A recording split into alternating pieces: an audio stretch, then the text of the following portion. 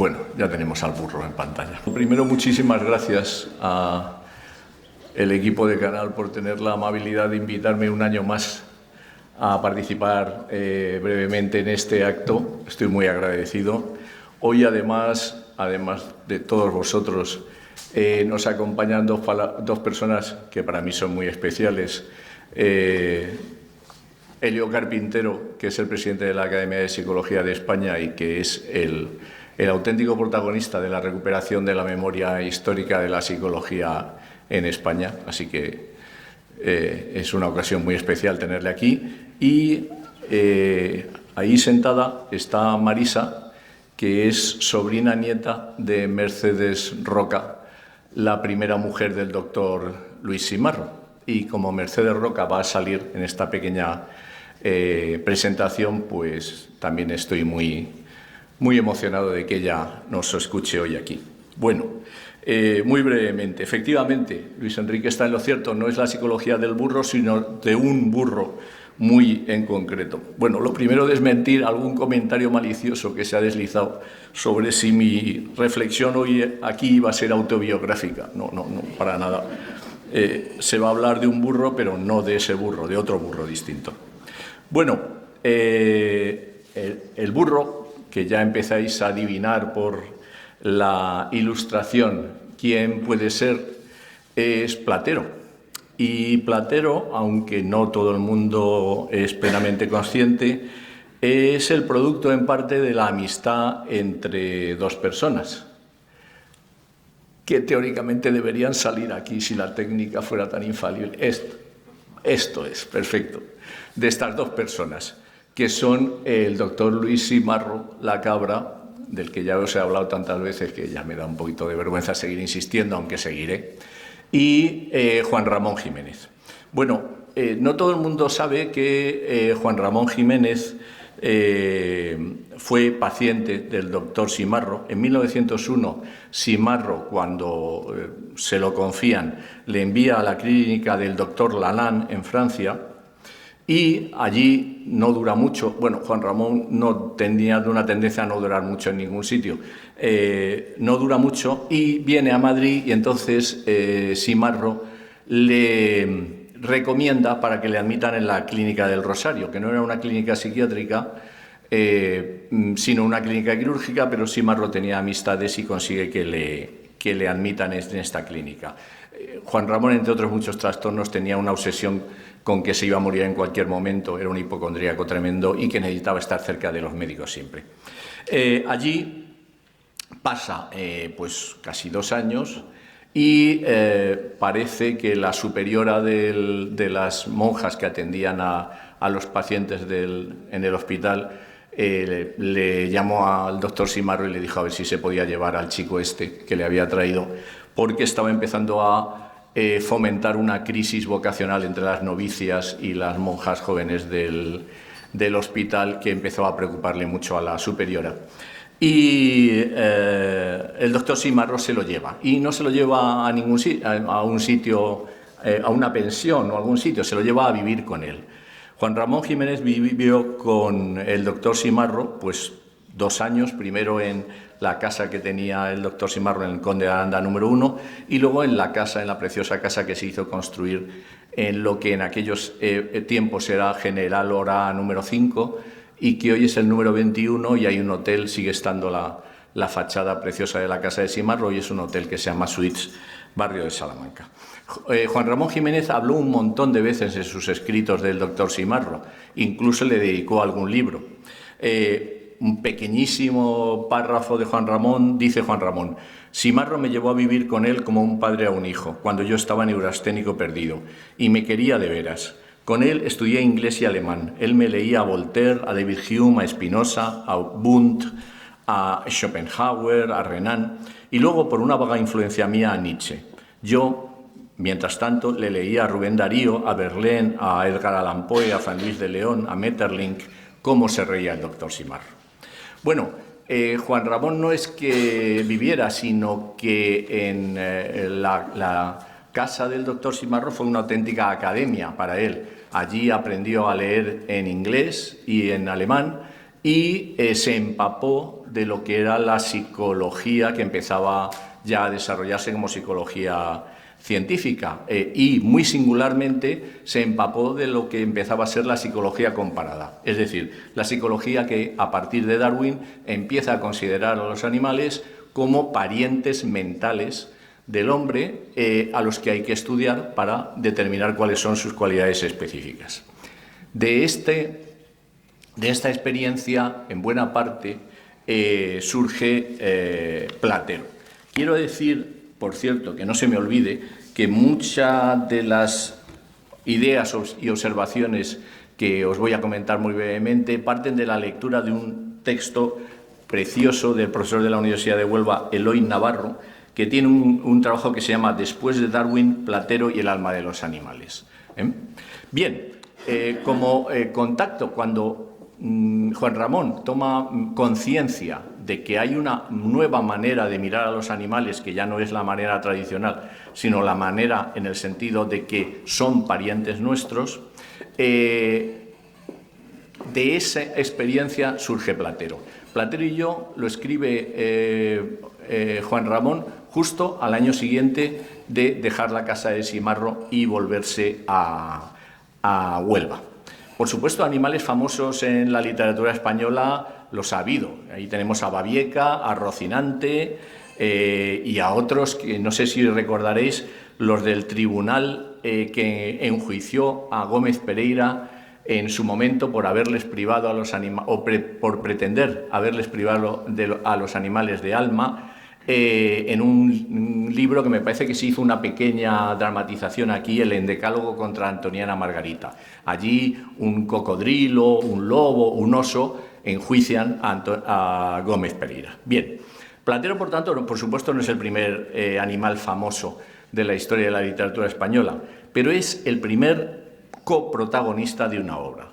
Es el primer coprotagonista de una obra, pero como tal animal, con su personalidad propia. Hasta este momento los animales salían siempre en la literatura en términos de fábulas, es decir, como personajes humanos disfrazados, como proyecciones mentales del escritor que personificaba en ciertos animales a otros protagonistas de la obra que en el fondo seguían siendo humanos disfrazados de animales. Todo cambia con Platero. Platero ya no es un personaje pseudohumano, es un personaje animal. Es un personaje pariente del ser humano, pero distinto. No es ya una bestia o una máquina como quisiera Descartes, es un animal. Y como tal animal, dado que tiene parentesco con el ser humano, pues se puede uno comunicar con él. Pero claro, la condición esencial para que haya una comunicación entre un hombre y un animal en una obra literaria es que el animal no hable, porque en el momento en que el animal habla se convierte en una caricatura de un ser humano. Platero no habla. El poeta se puede comunicar con Platero porque Platero no habla. El poeta le habla a Platero y Platero se comporta. De esta manera podéis ver que en Platero y yo hay una multitud de observaciones sobre la conducta de Platero. Juan Ramón ha entendido que si quiere comunicarse con Platero, lo que tiene que hacer es observar su comportamiento. Bueno, hay otra influencia de la relación con Luis Simarro bastante curiosa y bastante emocionante en Platero y yo. Cuando murió la primera mujer de Luis Simarro, Mercedes Roca, Juan Ramón, que estaba en ese momento en tratamiento con Simarro, se hizo cargo. Esta es Mercedes Roca. Si recordáis, durante muchos años allí en esa pared ha estado puesto la reproducción de este precioso retrato de Mercedes Roca. Cuando murió Mercedes Roca, en casa del psiquiatra, cuchara de palo, pues Luis Simarro cayó en una tremenda depresión y se encargó de todos los trámites Juan Ramón, que apenas tenía 20 años, pero además se encargó de algo muy especial, diseñar la tumba de Mercedes Roca. Y diseñó esta tumba.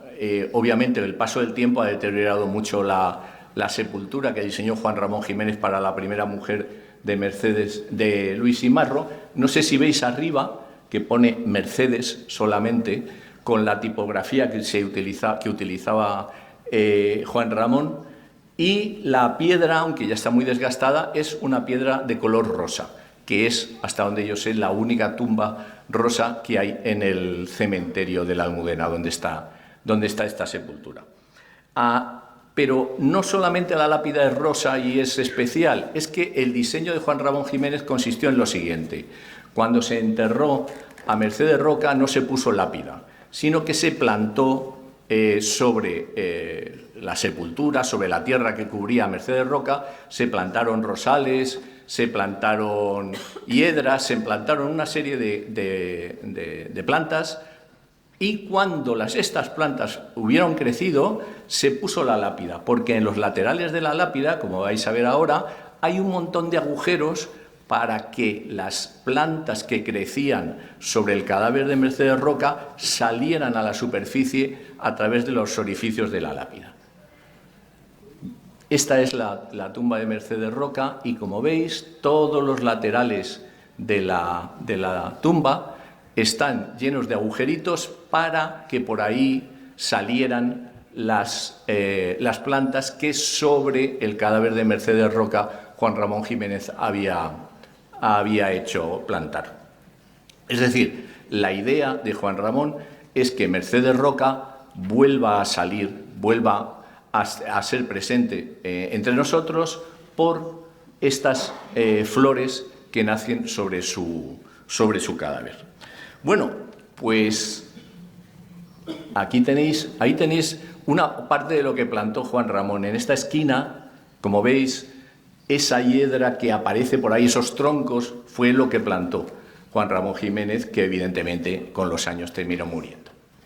Bueno, lo curioso es que en Platero y yo hay dos entierros también. Dos entierros de dos animales, un pajarito y el propio entierro de Platero. Iba a decir de Platero y yo, no de Platero. Juan Ramón describe así el entierro de estos dos animales. Primero, el entierro del pajarito. A la noche, los niños, tú y yo, Platero, bajaremos el pájaro muerto al jardín. La luna estará ahora llena y su pálida plata, el pobre cantor en la mano cándida de blanca, parecerá el pétalo mustio de un lirio amarillento, y lo enterraremos debajo del rosal grande. Esta misma primavera, Platero, hemos de ver al pájaro salir del corazón de una rosa blanca. Y hay otro entierro, el entierro del propio Platero, y dice Juan Ramón en su libro: sí, yo sé que a la caída de la tarde, cuando entre las oropéndolas y los azahares llego lento y pensativo por el naranjal solitario, al pino que arrulla tu muerte, tú, Platero, feliz en tu prado de rosas eternas, me verás detenerme ante los lirios amarillos que han brotado de tu descompuesto corazón. Si fijáis, reproduce en Platero la idea que tuvo, el concepto que tuvo de lo que era la tumba ideal para Juan Ramón y que llevó a la práctica en primer lugar con Mercedes Roca. Y termino. Me parece que la mejor manera de terminar esta pequeña intervención es justo como termina Platero y yo. Platero y yo termina así: esta tarde he ido con los niños a visitar la sepultura de Platero, que está en el huerto de la Pina, al pie del pino paternal. Los niños, así que iban llegando, dejaban de gritar. Quietos y serios, sus ojos brillantes en mis ojos me llenaban de preguntas ansiosas. Platero, amigo, le dije yo a la tierra, si como pienso estás ahora en un prado del cielo y llevas sobre tu lomo peludo a los ángeles adolescentes, ¿me habrás quizá olvidado, Platero? Dime, ¿te acuerdas aún de mí? Y cual contestando mi pregunta, una leve mariposa blanca que antes no había visto, revoloteaba insistentemente, igual que un alma de lirio en lirio. Pues nada, muchísimas gracias por vuestra atención.